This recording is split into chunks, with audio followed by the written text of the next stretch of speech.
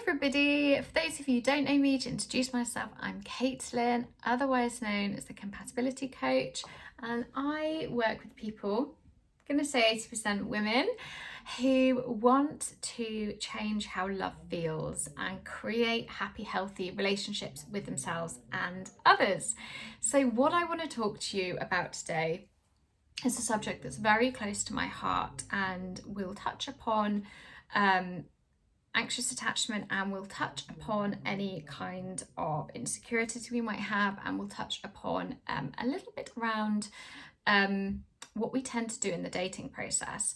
But this video really is about the two things you need to help a fledgling relationship, I can't talk, grow. Okay, it's the two things you need really in order to be able to nurture a relationship so it is allowed to grow and to breathe.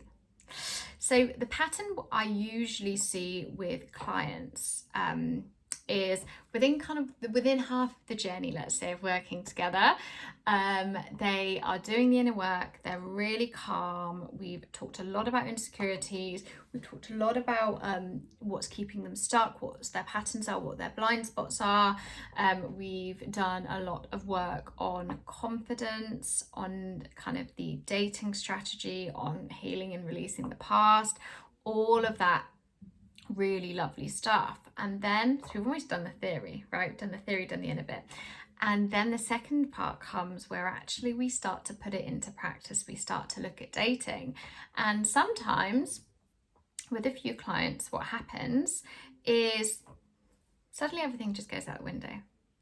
So in those early stages of dating, when they've met somebody they like, they're like, yeah, this is working, I'm calling him what I want, all that sort of stuff. Then comes the impatience, and comes the really uncomfortable feelings of anxiety, wanting to know where you are, wanting to force it, wanting to push it, wanting to step into that space, wanting to secure that relationship.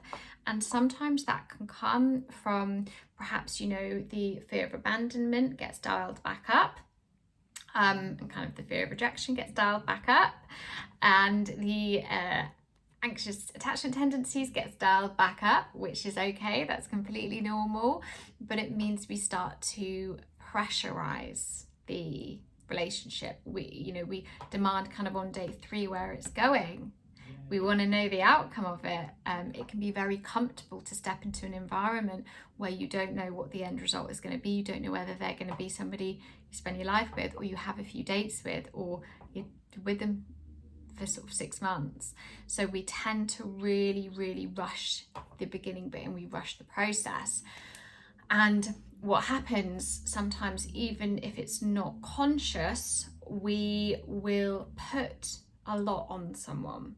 We will, even just the energy we're bringing in those dates, it's that kind of, if you think about the leaning in really heavily, what's the other person going to do? The natural impulse is to step back, isn't it? And we've all been in that situation where we like the person, but suddenly something's changed, and we can almost feel I'm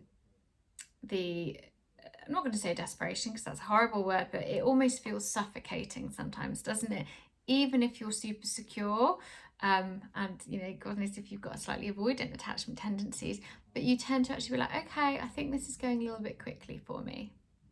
So what we want to do in the early stages of dating is to be able to create space for yourself. So Amber Gruberman has a really, really lovely analogy that I'll use here, and I think I've mentioned it before, but she says the two things we need in order for a relationship to grow is to compare. That came out really badly. She says compare your fledgling relationship to a plant. Okay, when we think of this plant, I've got one in the background. What does a plant need to grow? What does it need to survive? It needs water and it needs air. So she says, think of your relationship in the same way. It needs connection. It needs the kind of the nutrients, the growth, the connection, which is the water. And it needs the air, which is the space. And the space is the thing we forget.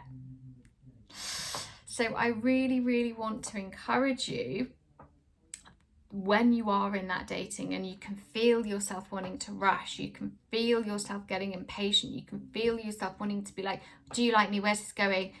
Are we going to be exclusive? And it's a few dates in, just to step back, because we have to learn to sit in that uncomfortable space. You know, with clients, often what we'll do is we'll make sure they're doing a lot of grounding work. We'll make sure, with one client, we wrote down how many times she would want to text the person, how much information she would want to give.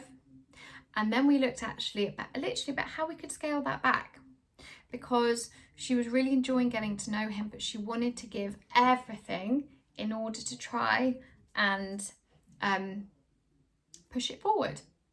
You know, she wanted to see him 3 times a week. So we said, okay, how can we create a bit more space there? How can we create a bit more space with texting and things like that? It's not about playing games. It's not about waiting a certain amount of hours before we, you know, reply and things. But it's just about, okay, if we're calm, if we're centered, what feels gentle to give? What feels gentle? What feels okay for us? If we're sat in the power of, it is all going to work out, and there is going to be time for them to get to know me. So make sure you are still creating time within your diary to do things for yourself, to see friends and family, and try and treat each time you see that person as its own little entity. It's a new opportunity to get to know them. It's a new opportunity to see whether you like them or not. And the questions you should be asking yourself all along is, do I feel safe with this person? How do I feel when I'm with them? Can I be myself? Do I like them? Do our values align? Not allowing the I want them to choose me voice and fear to take over. So we really do have to practice this. And I also think, you know, when you give yourself that time and that space within kind of the early dating stages, and let's be honest, right, it's, you know, we're talking about within 3 dates thinking we're going to know whether they're going to be our person we spend our lifetime with. That's pretty unusual. You know, I think, what's that stat where it's like 11% of people said it was love at first sight. That means 89% of people didn't. Love at first sight, you know, they might have had the instant connection and then the compatibility kicks in and it all works. But this is about getting to know somebody, because it's about being intentional with your time and with your space and with your energy. And before you ask, it's not about wasting time. Just because you date somebody for 2 months doesn't mean you've wasted your time. You're getting yourself one step closer to where you want to be, okay? You need to stop thinking about it like that, because that's the backlash I get. You know, if they said, it doesn't matter if you spend 2 months, 3 months dating somebody, getting to them. Well, it does, because then that's 3 months of time wasted. We can't think about things like this. Things will align when they're meant to, and you will learn a valuable lesson from that experience, whatever it might be, okay? Lost my train of thought there. Anyway, I went on a little rant, didn't I? But yes, so when we're thinking about space, we allow any kind of niggles to come up. We allow things that might not feel comfortable, such as red flags, to appear, and we can explore them and see how we feel. It allows any kind of intuition, any little voices that are coming up. So it really, really is going to be the fundamental thing for you to work on. There's another lovely quote. I think it's Corey. I'm going to get this wrong, so I'm going to look at my notes. Where is he? Corey Muscara. I was almost right. He says, create deep connections, not deep attachments, because attachments feel constrictive, connections feel spacious. So that's what we want to be moving towards. And if you know that this tends to be your pattern, if this is what's happening, then I really recommend checking out my Leading in Love course, which starts on the 27th of September. This is a group coaching program where there are 12 spaces, and we've already filled a quarter of them. Well, I'm not sure how many actually by the time this video comes out, but there is a whole module that is going to be around slowing down, creating space, the grounding, and getting quiet, learning to listen to your body, learning to listen to your intuition. So that is going to be a huge part of it.